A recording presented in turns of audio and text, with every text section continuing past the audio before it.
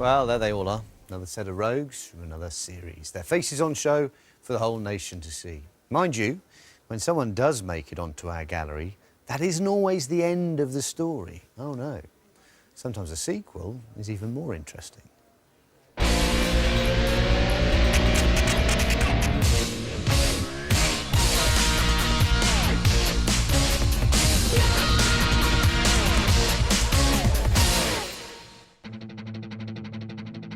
Yes, being the presenter of the country's leading motorcycle-themed consumer investigative show means I've had my fair share of rogue run-ins over the years. And, fair to say, when I pop up for a quick how do you do, not all of them are best pleased. Here's a couple of the pictures of where you flighted. You later flighted. I don't understand why you're so angry. You don't understand, just get off of me. Seriously, just get Radford Street near Salford. What are you doing? So Radford Street near Idiot. But the question I get asked more than any other is, what happens to the rogues after we've named and shamed them on the telly? While some turn to pastures honest, there are those that think they can just carry on and that we, being we, and the authorities are going to forget about it. But that's not the case. Cue the music I recorded myself. It's rogue traders taking you back. Yes, back to 2009 and Leicestershire, stomping ground of rogue aerial repairman Keith Matthews. When we investigated him back then, he was trading as a company called Aerial Tech. Among his many disgruntled customers was Grant Hammond, not surprising because Matthews took his money and then took off. As soon as I'd gone, we noticed we couldn't get BBC One, BBC Two and BBC Three. He said he needed another part, and we just never saw him again after that. You sure he didn't say we're going to depart and never come back again? He definitely said he needed a new part. OK. And how much did that cost you? £125. 125 quid, and yet still your aerial wasn't working. Yeah. God, I look so much younger. Now, we wanted to see for ourselves how Matthews operated, so we invited him out to a wired-up house occupied by our stooge Patricia. She's got the moves. She's always been a bit saucy. Also on hand was our expert Kevin Dawson, who said a simple fault with the aerial wall socket, one that a competent tradesman could detect in minutes and fix for about 30 quid. There we go. Job done. Matthews took the bait and sent his colleague on ahead for an initial diagnosis. A wrong one, as it happens. These are the aerial, the two units in the television. Yeah. He hasn't checked anything with a meter whatsoever. He's just assumed everything. If the element's gone on the aerial, you get water inside the aerial. What a load of utter rubbish. Water can be an issue, but it's unlikely. Also, you're getting like a dropout effect on it, which to me means like the tuning unit inside of the TV. How he can possibly assume it's the TV, I do not know at this stage. Enter stage right, Keith Matthews himself. But did he agree with the false diagnosis of a broken TV and a water-damaged aerial? The tuning unit's gone in that. You had the wall socket off till? No, I was the school screwdriver now? No. There is on the thing. Now watch this next bit very carefully. You won't believe what he does. Didn't catch it? No, maybe not. Let's take another look. There he goes. He really did pour a can of fizzy drink all over our carpet and socket. The cheeky devil. I've seen some things in this game, but I've never seen that trick. That's Yes, the aerial socket, yes. off the wall. Right. It's absolutely soaking. Right. So that's a problem. So the aerial's had it. That wall socket and that cavity was perfectly dry. Because you've now got voltage into the set, it damages the TV. Utter rubbish. Let me just go outside and assess the aerial for you. Now, the more observant of you will have spotted that at this stage, Keith still has a half-full can in his pocket. So how does he get rid of it? Can, meet conifer. I mean, who hasn't done that, you know? Yeah. With the evidence safely disposed of, he is free to use a bit of quality scaremongering. You see, what we've got, safety-wise, we've got water in your electricity. Yeah. You saw the water in there. Yes. We need to eliminate that. Yes. And that's by changing the aerial complete. You'll need a complete aerial. Yeah, you'll have to do it, because I can't be unsafe. This has been a total 100% scam by the use of fear in an old person. It's despicable.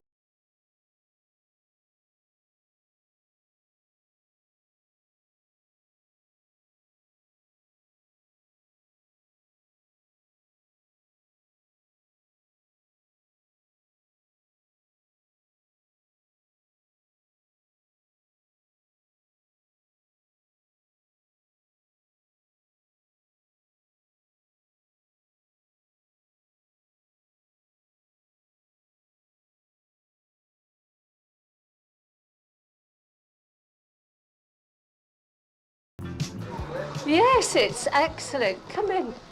Yeah. It's very good indeed. Very good picture. I mean, you know, yeah. You see, here you are. Look, we've got this. Isn't that brilliant? Yeah, that's how it should be. Yeah, brilliant. Right, can I just point something out to you, which Keith hasn't noticed me. Outside. Yeah. Let me just see what that's like. What's that? Yeah. That's what you're recording, is it? Yeah. That's so good, isn't it? Hello, Keith. Hello, Keith. Matt Allwright, BBC Road Traders. Come on, guys. Hello, Keith. How you doing? Matt Allwright, BBC Road Traders. Who? Matt Allwright, BBC Road Traders. How can you take 645 quid off an old lady for a job that did not need doing, which should have cost 30 quid for a TV? A TV that was second-hand at best, as you know. Second-hand at best was about 50 quid. Was a second-hand 50 quid TV. A 50 quid TV. Get out of my way. Keith, how can you do that? Get out. The economy the way it is. How can you do that in full conscience? Know what you...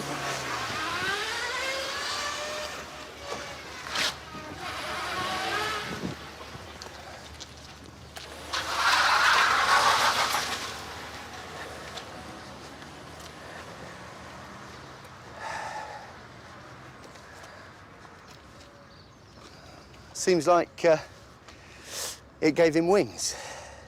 It's Rogue Traders taking you back. But the story doesn't end there. Look. So how did Keith Matthews go from running away from me to running away from the police? I think it's time I went to Leicester. Well, it was a long journey, but it was worth it, because when I got there, I found out how the authorities used our investigation as the starting point for theirs, and employed a few tactics with which you may be familiar. Find out what they were a bit later. Hey, we've given you a potted reminder of how we exposed Keith Matthews, the TV repairman who invented jobs and ripped off the elderly. So far, so Rogue Traders. But despite being named and shamed on national TV, Matthews continued to operate in the way that he always had. And as career moves go, that turned out to be a pretty bad one. Guess where these pigeons are from? Leicester, that's right, birthplace of David Attenborough, Gary Lineker and David Icke, none of whom could in any way be described as roguish. Unlike Keith Matthews. When the TV repairman fled our stooge house in 2009, we hoped he'd learnt his lesson, but the complaints about him have just kept coming. Not just to us, but also to the authorities. Faced with a growing list of accusations, the people at Leicestershire Trading Standards realised they'd have to take action, and fast. But if they were going to prosecute, they'd need to catch Keith Matthews in the act, like we did back in 2009. So did they do it? I'm going to stride purposefully into this building and meet someone who'll tell me. And that someone is this lady, Caroline North, Senior Trading Standards Officer at Leicestershire Council. What happened as a consequence of your programme was Keith carried on trading, but he was then using a range of different names and company names, and he was harder to track down. So where we were getting complaints, we couldn't prove for certain that it was Keith Matthews behind the job. We knew it, we just couldn't prove it. And of course the best way to get the proof is secret cameras. We knew that there was only one way to catch him, and that was to catch him in the act in a property that we'd set up ourselves. And here's the result. They hired an actress who called Matthews out to fix an aerial with a simple fault. And here he is. What's interesting is he's got the glasses on, and all the time he's keeping his back to her. Keith really doesn't want to be seen. Do you think he was conscious of being the man off the telly?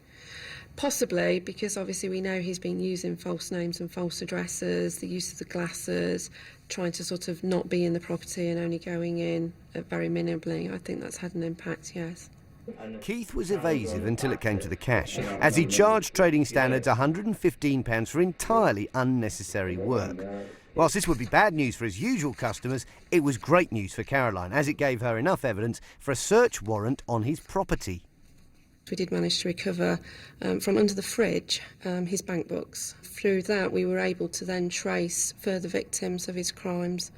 And one of those victims was Glenn Spink's 89-year-old father, Vic. My father paid Keith Matthews around about £5,000 over 20 cheques, around about 20 cheques over sort of a 7-week period around July 2011. The cheques were mainly for a digital aerial, a TV, some apparent work on the roof that didn't get done, and some odd jobs around the house.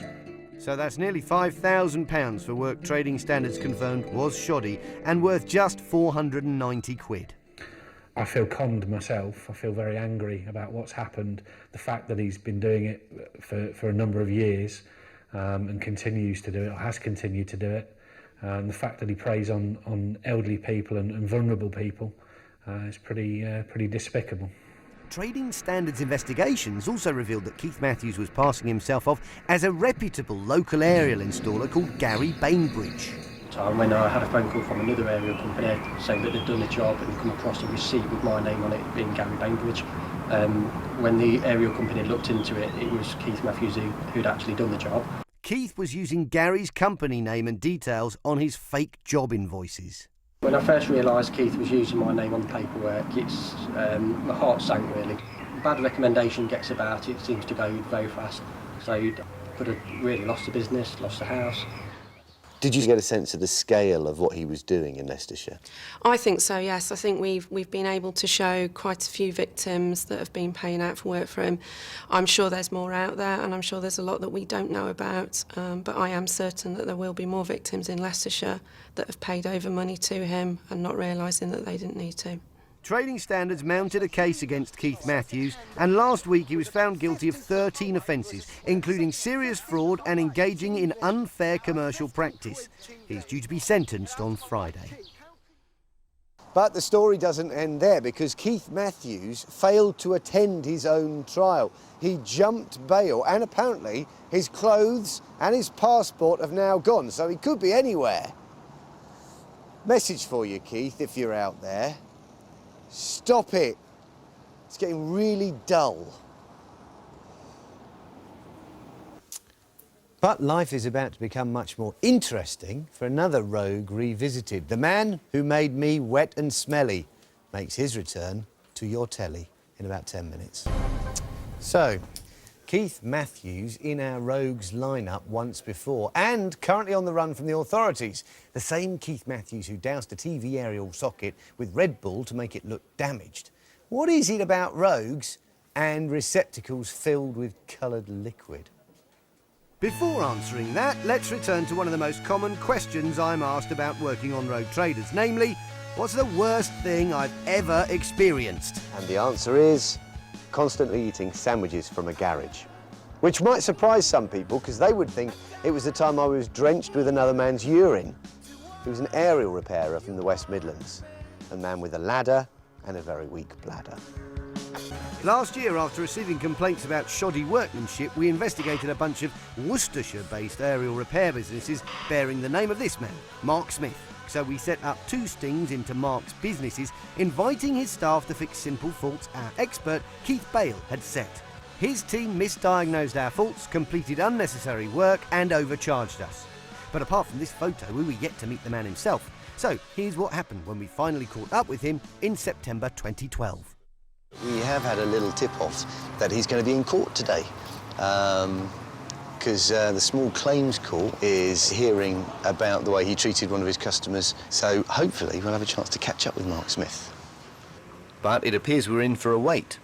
He's a bit shy. We think Mark Smith is on his way out, although there's a rumour he's hiding inside.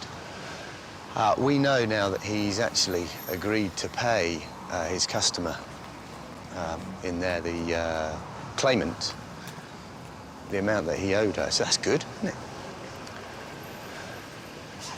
To see if he can sort out a few of his other customers, that would be nice.